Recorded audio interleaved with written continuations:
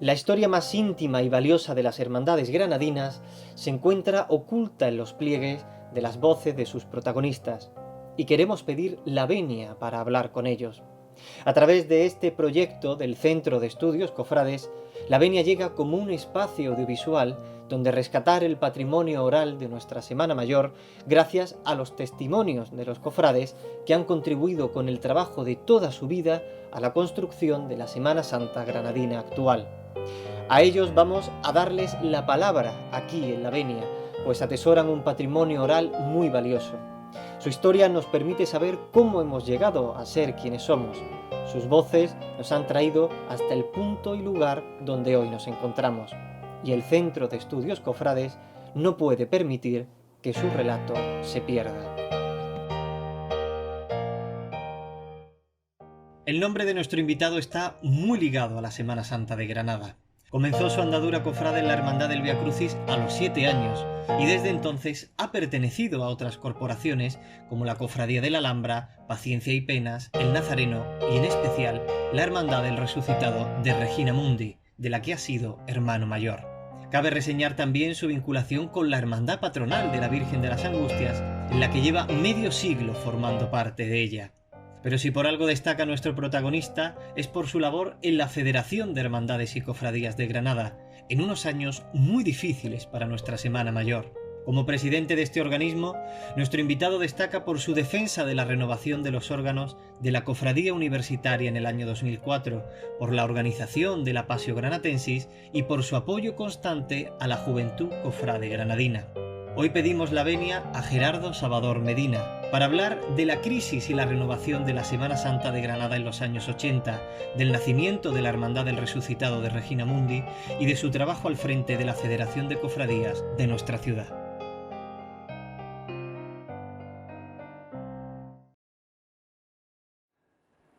Gerardo Salvador, con la venia, ¿cómo estás? Pues mira bien, decía bien, no me puedo quejar bien. Y en este sitio, además. Y en este sitio, además, a los pies de Cristo resucitado. ¿Cuántos recuerdos, no? Muchísimo, muchísimo. De esta casa, mucho. Si tiráramos de los recuerdos, poniendo en marcha y engrasando la máquina de los recuerdos, tendríamos que remontarnos a un Gerardo Salvador con 7 años, si no estoy mal informado, en el Vía Crucis, en la Hermandad del Vía Crucis. Bueno, casi como casi todos los cofrades, o muchísimos cofrades de Granada, ¿no? Y yo salí en el Vía Crucis, empecé en la Semana Santa en el Vía Crucis. Todo eso llevado por mi hermano, lógicamente era mayor que yo, y él y los amigos de mi hermano, luego pues yo llevaba a los míos también. Sí, es verdad, nos veíamos en el Vía Crucis. Y estuve saliendo, pues quizás hasta que tuve 18, 19 años. Sí. ¿Y qué destacarías de aquellos recuerdos? ¿Cómo fue ese comienzo, esos primeros pasos cofrades de Gerardo Salvador? Bueno, pues mira, yo tengo 2 recuerdos de esos años. El primer recuerdo es el de mi madre planchando el hábito. El hábito mío y el de mi hermano, y poniéndolo encima de la cama de cada uno, de la cama de cada uno, para que luego hasta por la tarde no lo pudiéramos hacer. Ese es el primer recuerdo que tengo. Y después tengo un recuerdo que es el olor del hábito. Había en la calle Natalio Rivas, había una bodega, me parece que se llamaba Unión Vinícola, ¿sabes? Donde el director de aquello era don Ricardo Amigo. Esto era quizá el principio de cuando se hizo Uniasa, ¿sabes? Y se montó ya lo que era Uniasa y tal, quiero yo recordar. Y entonces allí don Ricardo Amigo era el director de aquello y él, el hermano mayor de la cofradía del Vía Crucis. Y en el primer piso, que tenía un alambique, allí se guardaban los trajes. Entonces vosotros podéis imaginar un año y otro, por mucho que mi madre lo limpiara, lo planchara, todo eso. Un año y otro año, el olor a matalaúd. Cuando te ponías tu traje, menos más que todavía no estaba destinado y todavía iba haciendo, pero el olor a matalaúd que tenían los trajes. Esos serían los primeros recuerdos, ¿no? Sí, los primeros momentos. Sí, ¿Cuánto ha cambiado todo, no? Desde entonces, ¿no? Sí. Todo, lo más, todo. la forma de llevar la hermandad. Ahora, gracias a Dios, la vivencia de las hermandades es día a día durante todo el año. Antes no era, cuando empezaba la cuaresma, aunque nosotros, tú fíjate, el Vía Crucis tenía algo, porque entonces no se hacían traslados, no se hacía nada de eso. Todo era a base de furgoneta y camión. Pero el Vía Crucis sí trasladaba la Virgen de las Lágrimas del convento de la Piedad. La trasladaba a la catedral, que se salía de la catedral, la trasladaba el viernes de Dolores. Y se hacía, acompañábamos todos los que íbamos a salir, acompañábamos a la Virgen. El Cristo no, porque el Cristo estaba allí en la misma catedral. Pero sí, es totalmente distinto. O sea, lo que hoy se vive de Semana Santa, lo que se vivía antes, totalmente distinto. Decías, el día a día, el compromiso. Claro, para alguien como tú, tan comprometido con la Semana Santa, con una tradición como esta, hablar, por ejemplo, de otras hermandades, en tu caso, la Alhambra, Paciencia y Penas, bueno, la propia de la Virgen de las Angustias, Regina Mundi, eso forma parte de tu vida. ¿Cómo llegaste a ellas? ¿Cómo llegaste, con el paso del tiempo, de ese niño de 7 años, recalaste en esesas hermandades? Yo, lo primero es que tuve el base que normalmente se tiene con 17, 18 años. Yo creo que todo el mundo lo ha tenido. Nunca he dejado de ver la Semana Santa, pero dejé de pertenecer.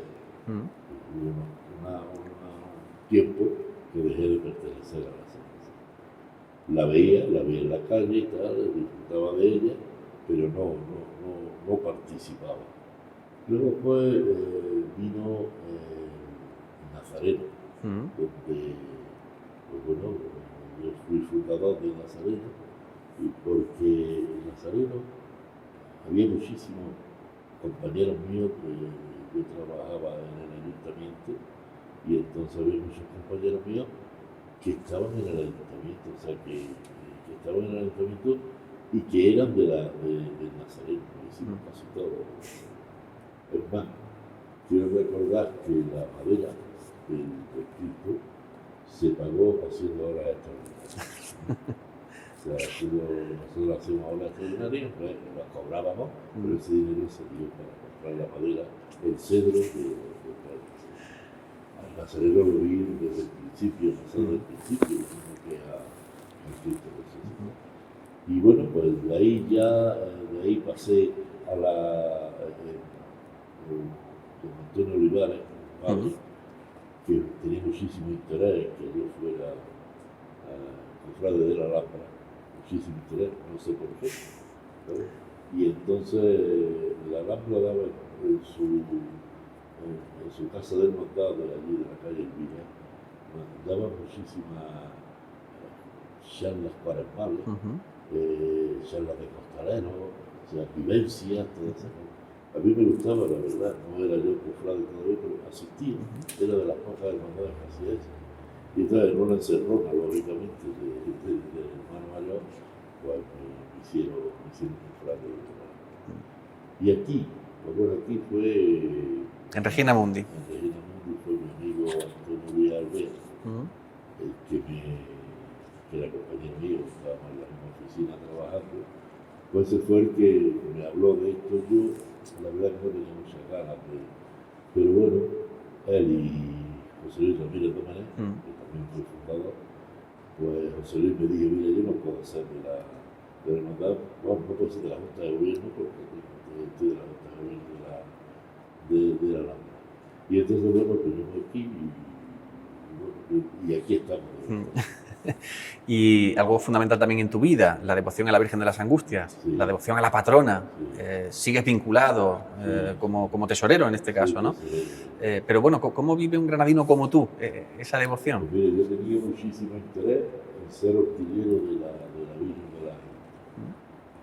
Mi suegro, el padre Francis, que era hortillero, el día 20 de septiembre del año 1970, el año pasado hizo los 50 años que llevo en la ESER, me dieron el reconocimiento de los 50 años en la hermandad. Me apuntó, fuimos allí a el 20 de septiembre allí a la basílica, y cuando salían de los cultos, pues me conocía lógicamente a la Junta de Gobierno, me apuntaron para pertenecer a la hermandad de la Virgen de la Angustia, tienen que avalarte dos personas, sigue siendo así, ¿no? Tienen que avalarte dos arquilleros, o dos parieros, o dos mujeres cofrades. Y entonces, bueno, él me avaló a él y otro señor que él conocía, y desde entonces estoy en la Virgen de la Angustia. Y creo que tan solo he faltado en la salida final. Quiero verlo. También muchísimos recuerdos ahí, ¿no? Muchísimo. Muchísimo. Buenos recuerdos, claro. Sí, hay muy buenos recuerdos, lo que pasa es que también es complicado.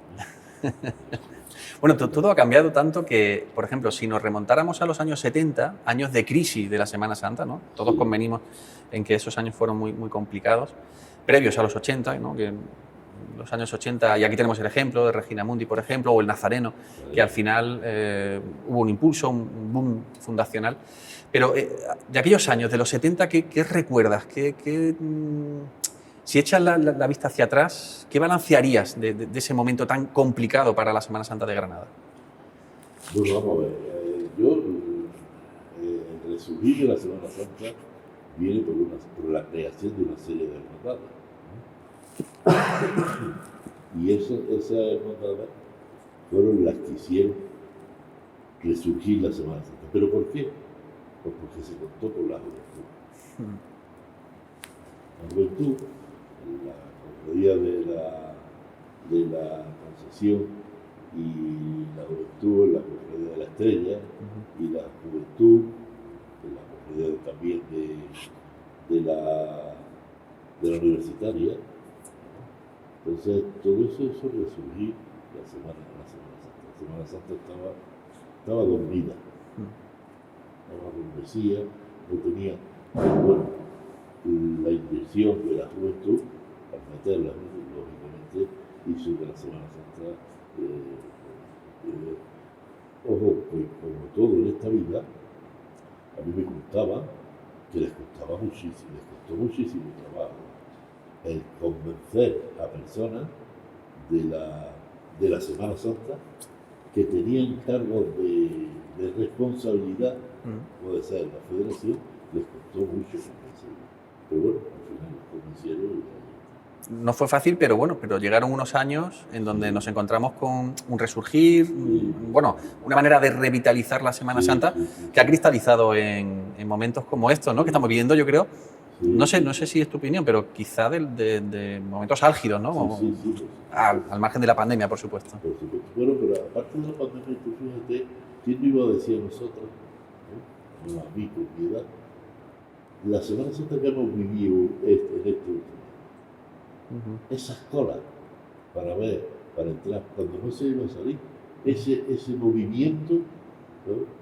Además, un movimiento que sí se convocaba, pero era un movimiento espontáneo, un movimiento que la gente quería y tenía ganas. ¿Quién no lo iba a decir a nosotros?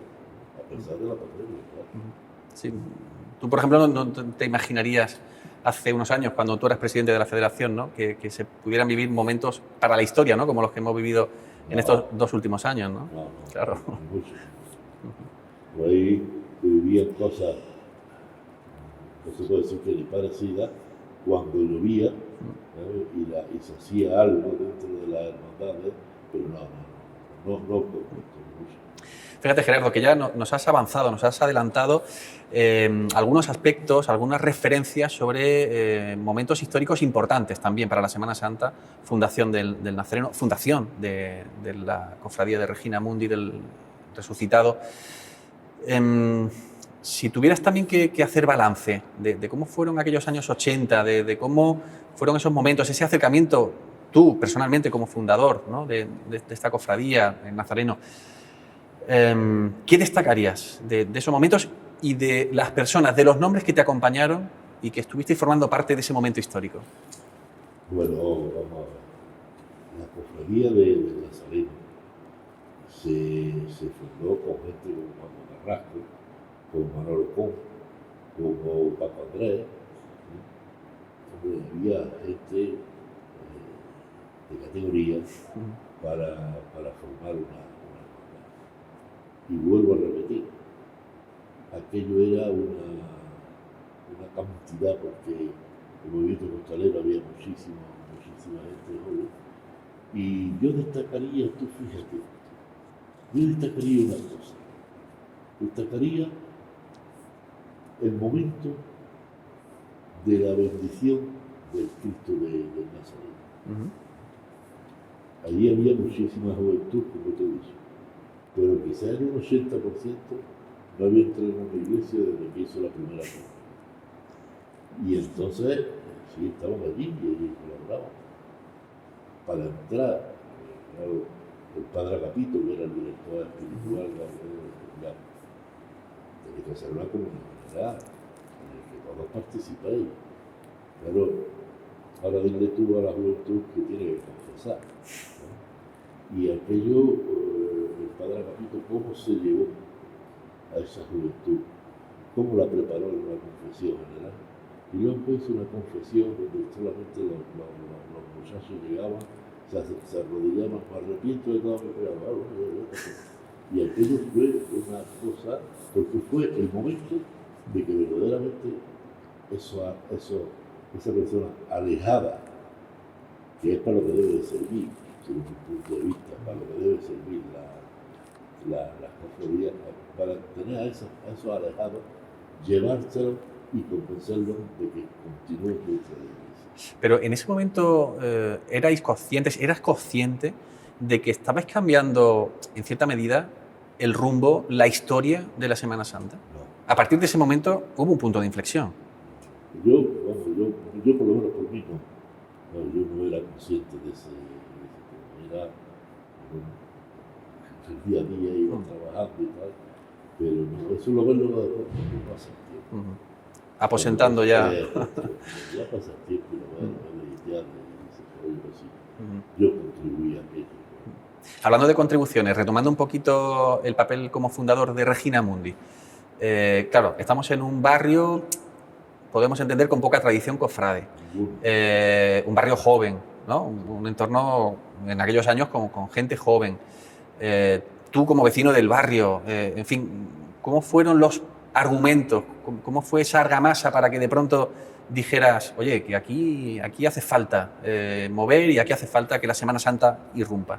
Bueno, mira, esto aquí fue una idea del padre Vita. En muchas ocasiones contaba que en un Jueves Santo, pues, yendo por la plaza de la Pasiega y tal, pues, la cantidad de gente joven que iba debajo de la plaza. Entonces, bueno, tengo que decirte que aquí, en esta competencia, aquí no se podía entrar de la cantidad de jóvenes que había, ¿eh? Pero no los fines de semana, ningún día de la semana. Entonces él pensó que un aliciente más para esa juventud sería hacer una cofradía. Y así lo pensó y así se hizo. De común acuerdo con José Méndez Asensi. José Méndez Asensi era un enamorado de Regina Mundi, porque claro, era un enamorado de la juventud. Y él, en aquella parte allí al final, en las misas de juventud, venía, se sentaba allí, siempre procuraba que por lo menos hubiera salido el sacerdote para que no lo hiciera compromiso. Sí. Él le gustaba sentarse allí y oía a los jóvenes y oír cómo se discutía. Y entonces se le consultó a él este tema de la cabeza y él dijo, no sabía pensar en resucitar, una cofradía que podía ser crucificado, podía ser. Y él fue el que dijo, dice, ¿y por qué no se ha resucitado? Que no hay en la Semana Santa. Él tampoco sabía que se estaba matando por otro lado el resucitado de los Bejeros. Y él fue el que dijo y animó a la altar para que se hicieran resucitar. Bueno, pues así fue pasando el tiempo, se fueron sucediendo las circunstancias, las expectativas, incluso Gerardo Salvador como costalero también ha tenido algo que ver Sí, en Regina Mundi, ¿no? sí, sí. ¿Cómo fue esa experiencia? Hombre, yo para mí, el mejor sitio donde se sale en una procesión es debajo de casa. A mí eso así fue la experiencia más bonita que he tenido. Ahora también es verdad que es la que se sufre mucho. Y yo ya con cerca de 50 años, que fue la última vez que salí, vi que ya no tenía mi cuerpo yo como para meterme debajo de la trabajada. Y entonces lo dejé y sigo saliendo de una parte. ¿Y cómo ves ahora la hermandad? La veo estupendamente, de verdad. La hermandad ha cambiado también mucho. Ha cambiado mucho. El otro día me preguntaba que si yo era partidario del paso, de dar paso a uno. Sí, creo que ha ganado. Yo creo que ha ganado. Muchísimo.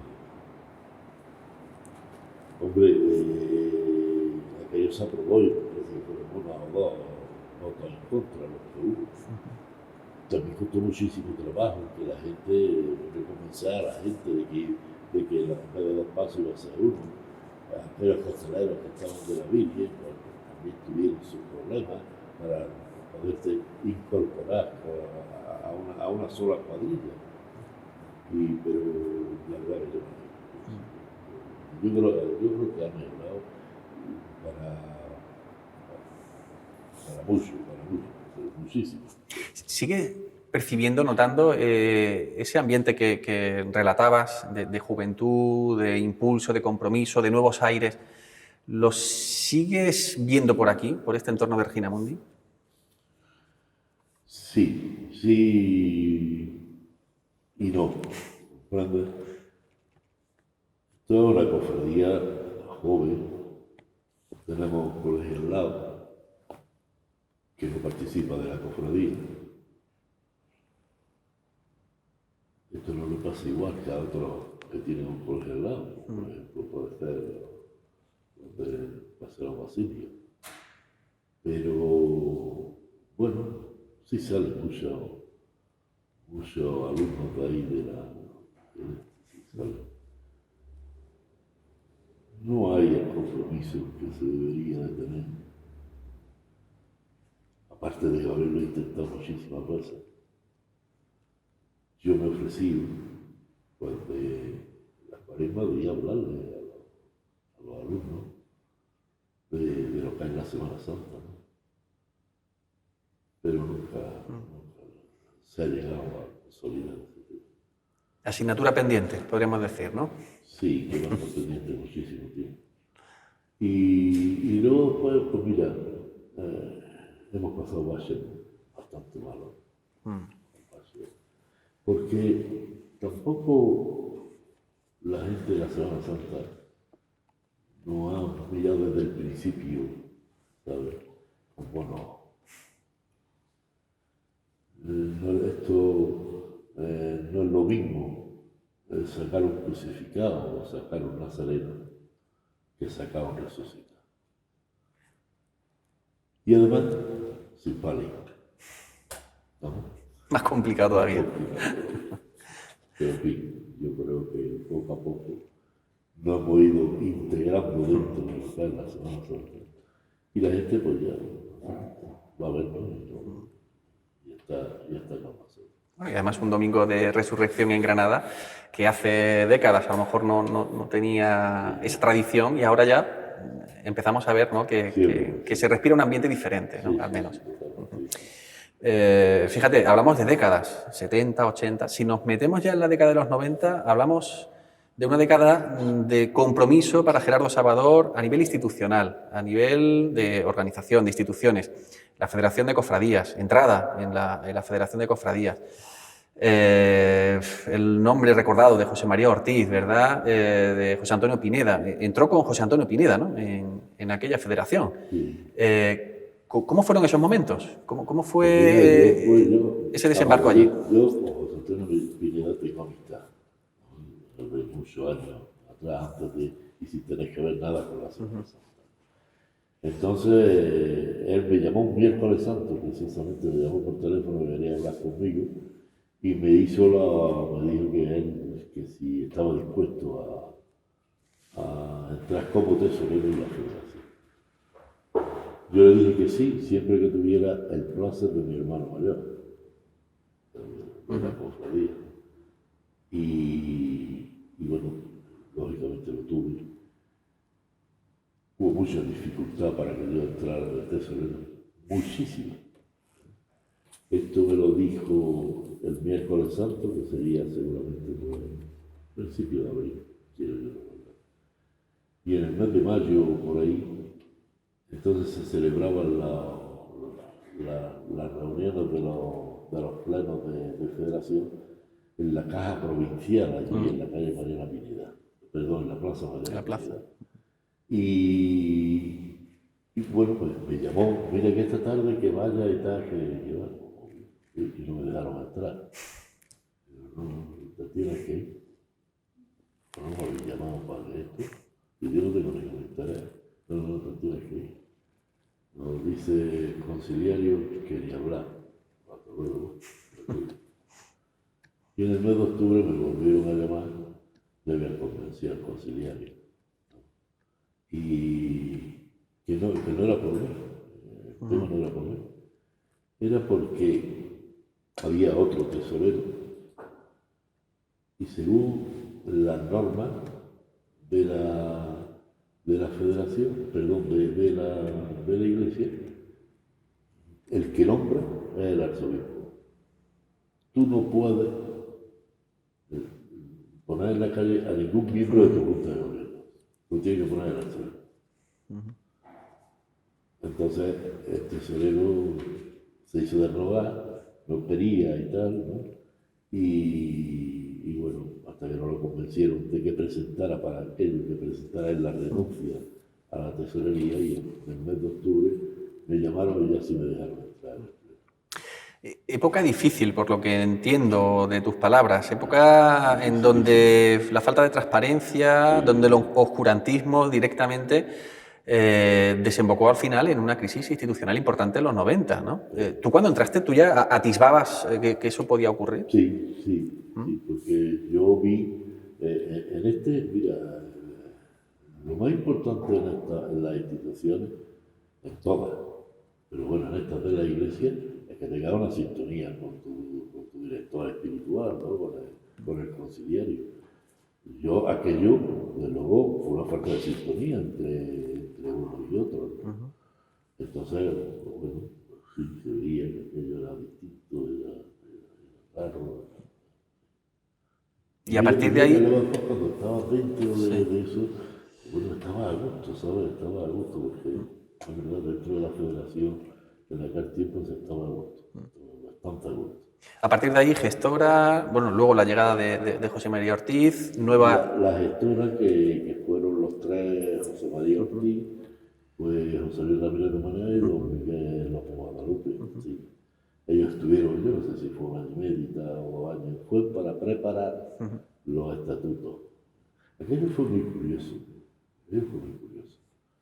porque 2 meses antes del cese, o quizás menos, del cese del presidente, él fue a ver a don José Méndez Asensio y presentó su renuncia. Porque entendía que iba a haber unos estatutos, que habría si se nombrara una comisión. Y entonces fueron, no, amigo mío, no. Porque vosotros tenéis que estar dentro de esa comisión. Va a haber gente de fuera, pero vosotros, como federación, tenéis que estar. Bueno, algo tuvo que ocurrir, eso no lo sé yo, para que a los 2 meses, ¿sabes?, lo cesaron. Al cesarlo a él, no cesaron a todos, claro, a la Junta de Gobierno. Pero a partir de ahí ya entran otras expectativas, otros aires, otras ilusiones. ¿Cómo viviste ese momento? Esa renovación que vino después, ¿cómo la empezaste a vivir? Bueno, la viví yo y la vivimos todos los cofrades una vez que fue lo que eran los nuevos estatutos que están todavía en vigor. aquello tampoco los cofrades no entendíamos muchas cosas de las que están en los estatutos ahora, y que siguen. Había mucha discusión sobre ese tema, muchas reuniones, muchas conferencias de cómo iba a quedar y tal. La verdad que es que hacía falta que una renovación de estatutos, ¿sabes? Pero aquello, una vez que se pusieron a trabajar el trío que estaba en la comisión de la federación, se pusieron a trabajar justamente con otras personas, pues la verdad que salieron los estatutos y los estatutos los vivimos los distintos cofrades, bueno, con una renovación totalmente distinta a lo que había. Y eso pues, sería, yo quiero recordar, sería 92, 96, 97, por ahí tuvo que ser, fue totalmente distinto. No, pues ya pues, se presentó, o sea, hizo la convocatoria para la presidencia de nuevo y que se presentó José María. A mí cuando cesaron al presidente Pineda, lo cesaron, me llamó José María Ortiz para que continuara de tesorero. Pero yo entendí que no debería de continuar de tesorero, no debía de continuar de tesorero, porque si lo habían cesado a él, lo habían cesado todas las juntas de gobierno. Entonces, por respeto y tal, yo no quise entrar, se lo dije a José María, mira, por lo menos en este periodo de tiempo, yo no quiero eso, duró 1 año y medio. Sin embargo, luego, pasado el tiempo, te encumbraste como un perfil de cofrade y de gestor de la Federación de Cofradías, referente y renovador, porque desde 2002 hasta 2010, que es el tiempo del mandato de Gerardo Salvador, hay un consenso claro, hay una unanimidad en que la Federación cambió y de que la Semana Santa también cambió. ¿Tú eres consciente? ¿Tienes esa percepción también? No, yo no era consciente, vamos, yo las cosas las haces y trabaja a lo que tú quieres, porque a mí eso sí lo he tenido yo claro en todos los trabajos que he tenido. Si yo tengo que organizar esto, lo organizo a mi manera. Y si yo tengo que tener una junta de gobierno, tiene que ser la junta de gobierno que yo nombre, no la que tú me digas, que también tuve problemas para eso. No la que tú me digas. Eso la nombro yo, que es mi gente de confianza. Y si no, me voy, o sea que el turno está clarísimo. ¿No? Entonces, no eres consciente porque, claro, tú estás trabajando en el día a día y claro, todo eso se va evolucionando de esta manera que tú dices y cuando llega y lo ves a través de los años, dices, oye, pues sí, verdad. Pues yo, Claro. ¿Pero con qué ansias de cambio presentaste aquella candidatura? Pues mira, la candidatura yo la presenté por una... Yo no tenía apetencia de ser presidente de la federación, ni a mí se me había pasado por la cabeza. Me llamó don Antonio Cañizares un 24 de abril, ¿no? Y me dijo que, bueno, me llamó el secretario, que al día siguiente a las 4 de la tarde estuviera en el Palacio de la calle de Gracia, porque el otro estaba en obra, que estuviera allí, que me quería ver don Antonio Cañizares. Yo no tenía ni idea para qué era. Yo pensaba, digo, cuando uno quiere cualquier cosa de asesoría de contabilidad, no lo sé, yo tampoco vamos muy bien. Yo entré a las 4 de la tarde en el palacio y salía a las 10 de la noche. Él trataba de convencerme de hacerlo de una manera, o sea, de nombrarme por decreto. Y yo dije que no, yo me sometía a lo que dijera el pleno de la federación, y si no, que no me sometía, no. La verdad, yo tampoco, como no tengo yo no quería ser, se lo dije a él que yo no quería, y él me convenció de que fuera a presentar, pero yo no lo convencía a él de que no fuera por decreto. Él me dio un tiempo, yo le dije, bueno, pues ya está, ¿qué le vamos a hacer? No nos ponemos de acuerdo, ¿verdad? Habrá que buscar a otro. Y entonces esto fue, pues quizá un martes o un miércoles, cuando yo hablé con él. Y el sábado siguiente se celebraba la clausura del 75 aniversario de la Esperanza, de la Virgen de la Esperanza, de la Hermandad. Y como hermano mayor, que entonces era yo hermano mayor de Regina Mundi, pues fui allí. Cuando fui a entrar me dijo el hermano mayor de la Esperanza, mira, ¿qué ha dicho don José, don Antonio? Que te sientes en el primer banco al lado de José María. Pues ya está. La homilía fue prácticamente de lo que hablamos. Y bueno, cuando yo salí de allí, nos pusimos todos los hermanos mayores en la puerta de Santa Ana a esperar que se viera el arzobispo para saludarlo. Pues entonces él se vino directamente, le dijo a los demás perdonar, se vino delante de mí, le dio un abrazo y me dijo, tus condiciones las acepto. Entonces presenté las. Y una de las cosas que estuvimos hablando era sobre la juventud.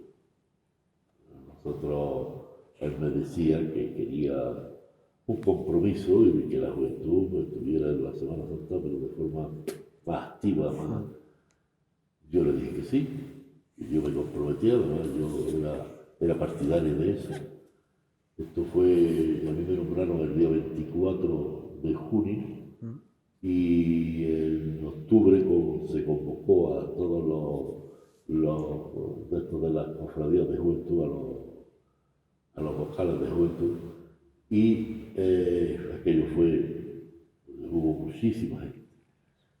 Y bueno, pues de allí salieron varias cosas, porque yo le dije a don Antonio, yo no voy a coger a la juventud y empezar con las catequesis, ¿eh?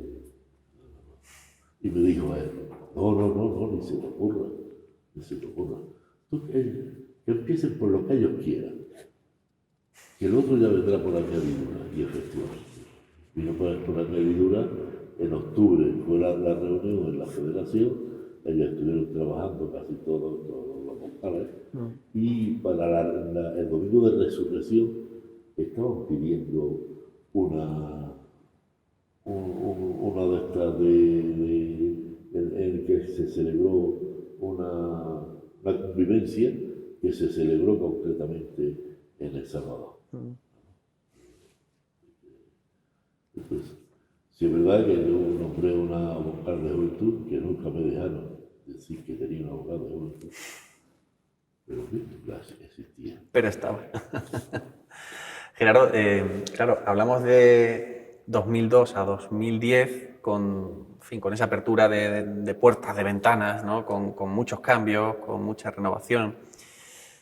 El balance que harías, genérico, el balance resumido de todo ese tiempo, ¿cuál sería?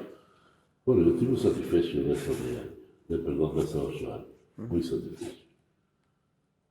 Y ya en final, porque yo fue la pasional, ¿sí? Yo estoy muy satisfecho. Sí, es verdad que conté con José Luis Clemen, que fue el artífice de toda la pasión, organizándola y tal. Lo único que pasa es que aquello no salió muy bien, muy bien. Estoy satisfecho de aquello y yo creo que todos los que estábamos en la Junta de Gobierno. Pero la ciudad no quería la pasión. Fue difícil, ¿no? Dificilísimo. Dificilísimo. Y si te voy a decir una cosa, gracias a Sebastián Pérez se hizo las pasionales. Porque aquello estaba, pues, iba a convocar una reunión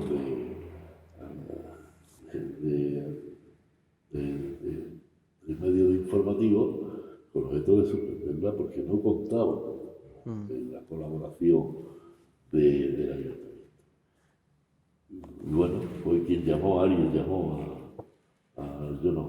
alguien llamó a Sebastián, que estaba en Madrid, y se vino Sebastián para acá y organizó el tema. En 2 días se hizo el hoyo estaba por dentro.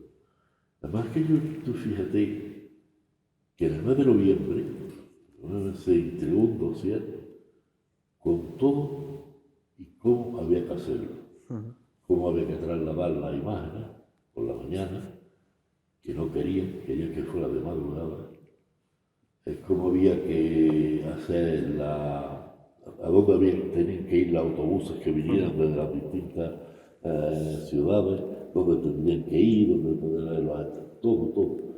Pero aquello se metió en un cajón y no salió eso. Sin embargo, si hacemos repaso, vemos ese 2009, añorado 2009, como un año exitoso, con una Passio Granatensis casi como una medalla también, ¿no? de éxito para la Federación, para el nombre de Gerardo Salvador, ese broche de oro quizá para esa trayectoria al frente de la Federación. Eso desde el punto de vista positivo, al margen de las dificultades, Sí, ¿no? sí. Pero luego también en ese periplo hubo momentos muy complicados. Aquella crisis de la universitaria, Sí. ¿qué recuerdas de aquello? Aquello, bueno, prácticamente podríamos decir que aquella Semana Santa estaba abocada a no celebrarse. Al final todo se restituyó, ¿no? Pero ¿qué recuerdos tienes de aquel momento tan complicado? Bueno, para mí el recuerdo que tengo es pues te puedes imaginar, sobre mi espalda la celebración de la Semana Santa, ¿no? Aquello fue terrible. Yo te puedo decir que el teléfono móvil en un par de horas se iba. Había que cargarlo de 3 y 4 veces en aquella tarde. Llamaron de toda España, llamaron de todos sitios, ¿sabes? Tuve que coger, desconectar el teléfono y irme a la calle, a no pensar en lo que aquello traía consigo. Claro, porque los propios hoteles que tenían la propia ciudad, el ido a pie, los cofrades, la ilusión de los cofrades.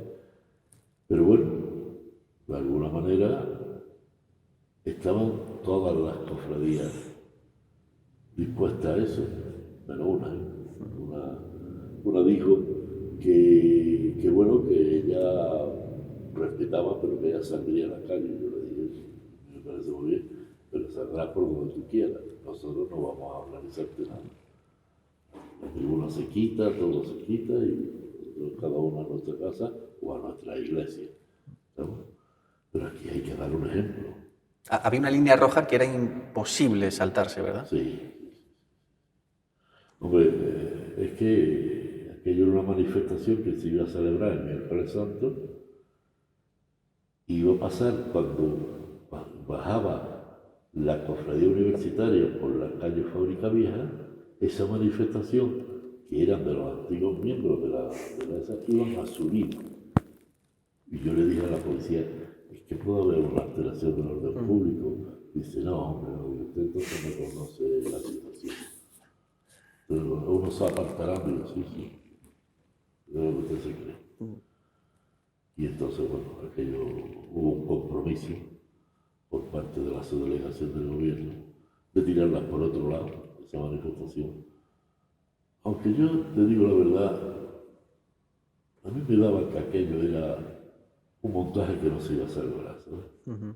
Porque tampoco veía yo que contara con gente suficiente de esa manifestación, porque claro, la manifestación, te estoy hablando, era con los pasos y era con una de esas de una sesión que se iba a traer de no sé dónde, que de gente a caballo. Era Algo incompatible con la Semana Santa, claro. ¿Dormiste bien esos días? No, ni mucho menos. Pues fíjate, Gerardo, que haciendo ese balance, cuando ya se han pasado los malos ratos, han llegado también los buenos. Quizá podríamos decir que en la balanza hay más bueno que malo, ¿no? Sí, Quizá sí, podríamos sí. decirlo, ¿no? Sí. Pues pasado eso, desde ese 2010 que dejas tu responsabilidad en la Federación hasta ahora, ¿cómo ha sido tu vida como cofrade? Ya para terminar, para que nos hagas también un relato de cómo es la vida cofrade de Gerardo Salvador en este tiempo. Ya no tenía yo ningún cargo de responsabilidad en ninguna ninguna cofradía, pues no sé yo si aquí tuve yo algunos cargos de responsabilidad después del 2010, creo que no. No tuve ningún cargo de responsabilidad, pero sí tuve una colaboración con mis distintas cofradías. La cofradía de las penas me nombró mayordomo sacramental, ¿no? Estuve 2 años de mayordomo sacramental, nos nombró a Victoria y a mí. Y bueno, pues ver la Semana Santa de distinta manera, porque la ves desde fuera, no la ves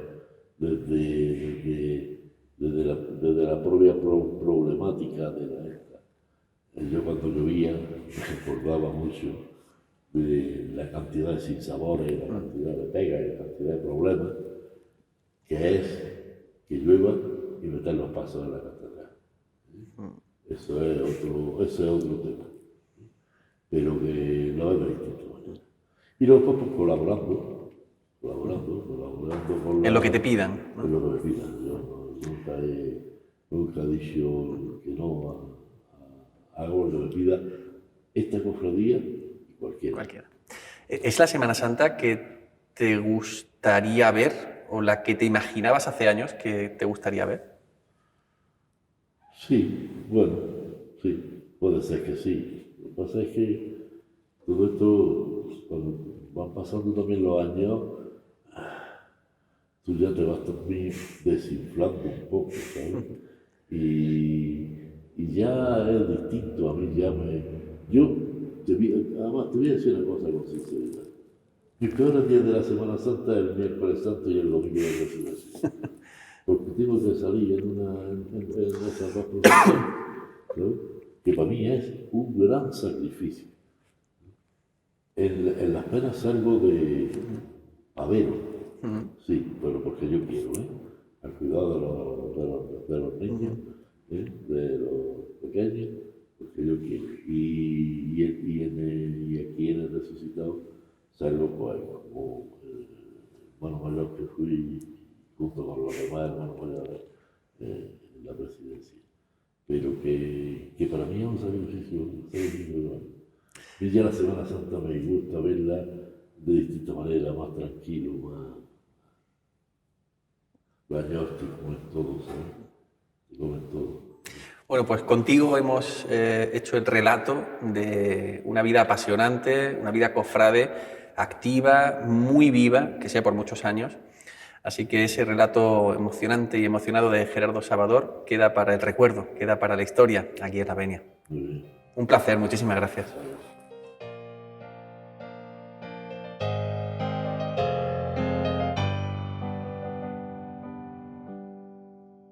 Mi agradecimiento al Centro de Estudios Cofrades por acordarse de los más viejos de la Semana Santa. Muchas gracias, Gerardo Salvador.